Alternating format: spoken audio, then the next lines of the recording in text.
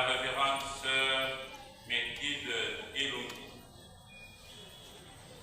À vous tous, membres de la famille diocésaine d'Élissa, en ce moment si difficile et triste de notre famille diocésaine et de votre famille religieuse marquée par la disparition de votre consoeur, notre bien-aimée, la révérende sœur Mekilde Elongi Egonolégis, je m'associe à votre peine en faisant référence à ces paroles remplies d'espérance et de réconfort que Saint Paul lançait aux Thessaloniciens et aujourd'hui à nous pour vous réconforter à travers ce petit message. C'est avec consternation, douleur et larmes aux yeux que nous avons appris la triste nouvelle du décès de la sœur Mekilde Elongi Egonolégis, membre de l'Institut des Sœurs de Saint-Thérèse de l'Enfant Jésus d'Élissa. Malgré la persistance et la durée de la maladie dont elle a souffert, je crois qu'elle était encore utile pour sa congrégation et ses proches. Frères et sœurs, en face de la mort, nulle parole humaine ne paraît suffisante et capable d'apaiser nos émotions et nos douleurs.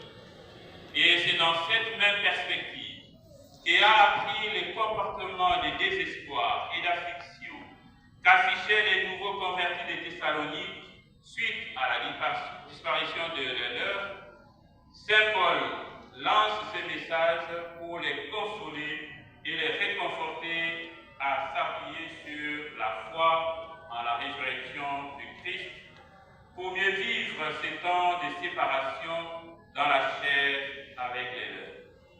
Ainsi, nous comprenons que le caractère tragique et douloureux de la mort ne peut être surmonté que par la foi et la méditation attentive de la parole de Dieu qui a une puissance de consoler les cœurs brisés et d'effacer les traces que laisse la mort dans nos vies. Si nous ne nous ouvrons pas à la parole de Dieu, le risque est de demeurer dans l'émotion et perdre complètement notre espérance, qui pourtant est la seule, avec la foi, nous aide à comprendre qu'avec le Christ, la mort n'est pas une fin, mais un passage, comme dit Saint Paul, pour moi, vivre c'est le Christ et mourir est un gain. Philippiens 1, 21. Certes, pour notre diocèse, pour votre famille religieuse et pour la famille biologique, cette disparition ajoute au registre de nos détresses et malheurs une nouvelle page noire qui est un coup dur car Saint Mekilde laisse un vide dans nos cœurs. Mais en tout et pour tout, je vous invite de prendre comme premier appui notre foi commune en la résurrection de notre Seigneur Jésus-Christ. Sa résurrection présage la nôtre, car, comme nous disent les Écritures, ceux qui meurent dans la grâce et l'amitié de Dieu et qui sont parfaitement purifiés vivent pour toujours avec le Christ. Ils sont pour toujours semblables à Dieu parce qu'ils le voient et vivent. 1 Jean 3. Cette conviction,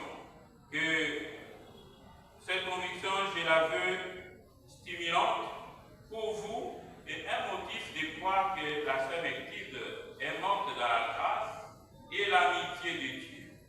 Ainsi, le Seigneur la reçoit au lieu où nous allons tous nous rencontrer pour chanter l'hymne Alléluia avec ceux dont les robes sont purifiées dans le sang de l'agneau. Apocalypse 7, 14. Le second motif qui doit être votre réconfort est celui du temps de la souffrance de votre consoeur, notre sœur. Comme vous le savez tous, la sœur a souffert longtemps dans sa maladie.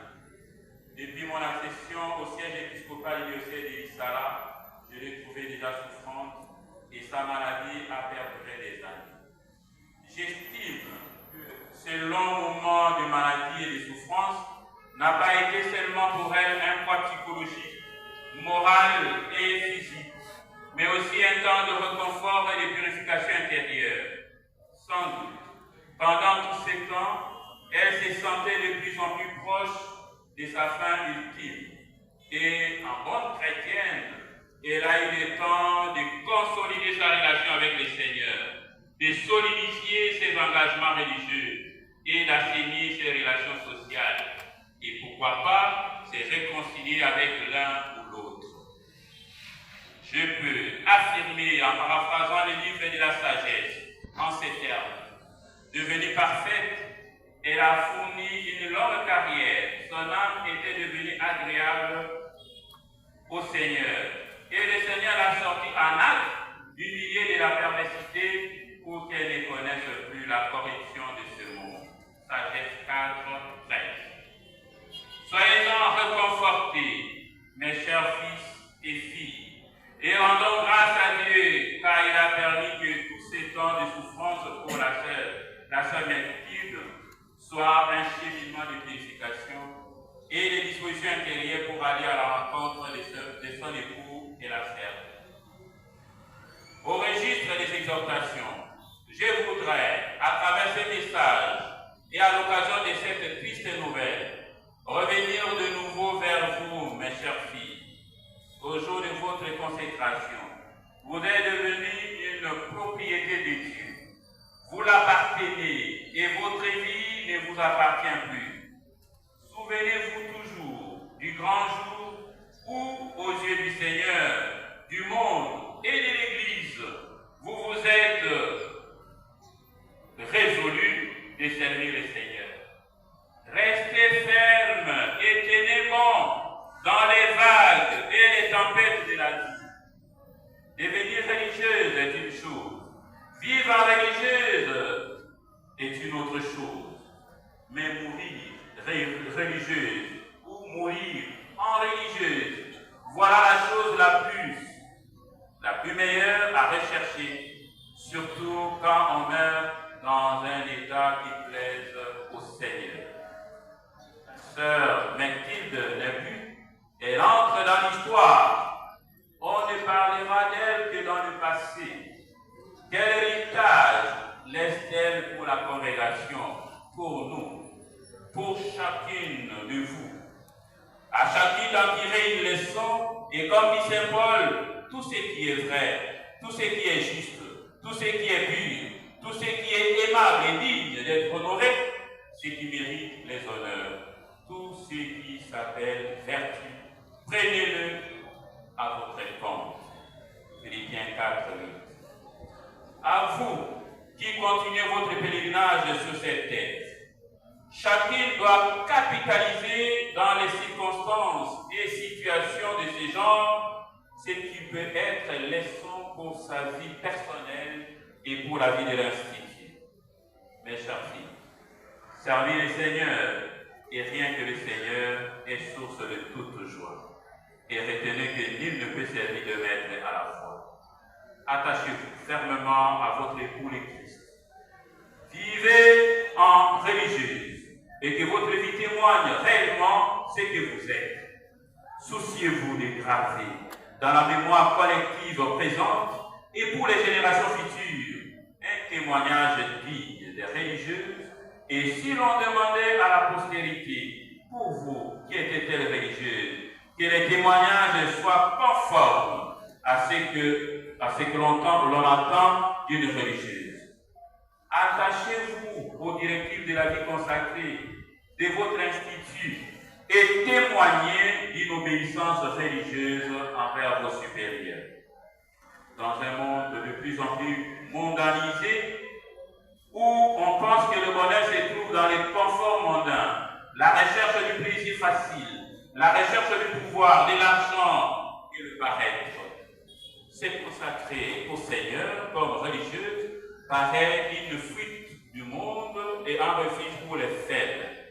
Ajoutez à cela les situations financières précaires de nos congrégations et la conception erronée de la vie religieuse par ceux qui vous sont proches.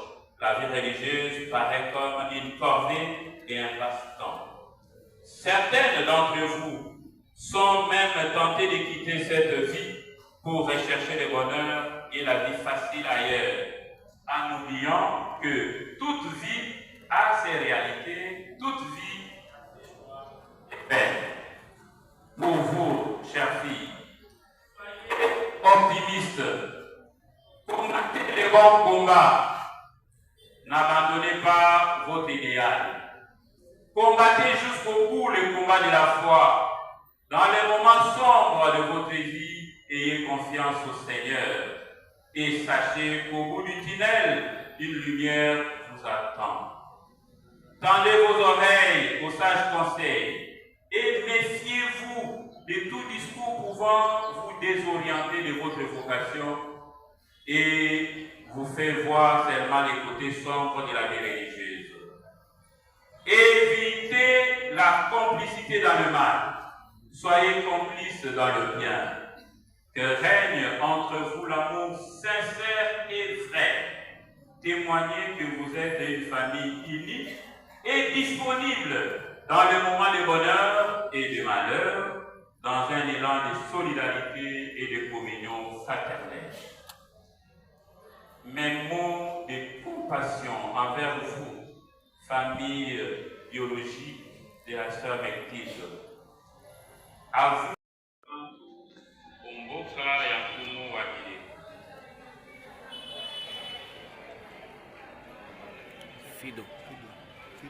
Fido nso.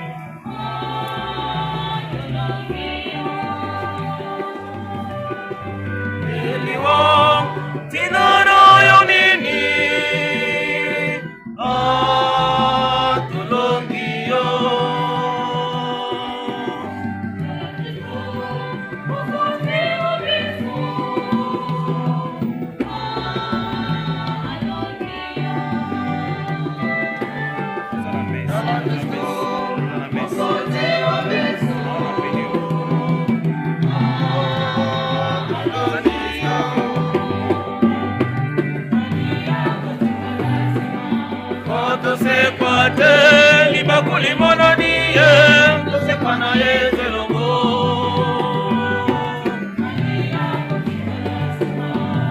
tosekwa te libakuli mononi tosekwa na ye zelongo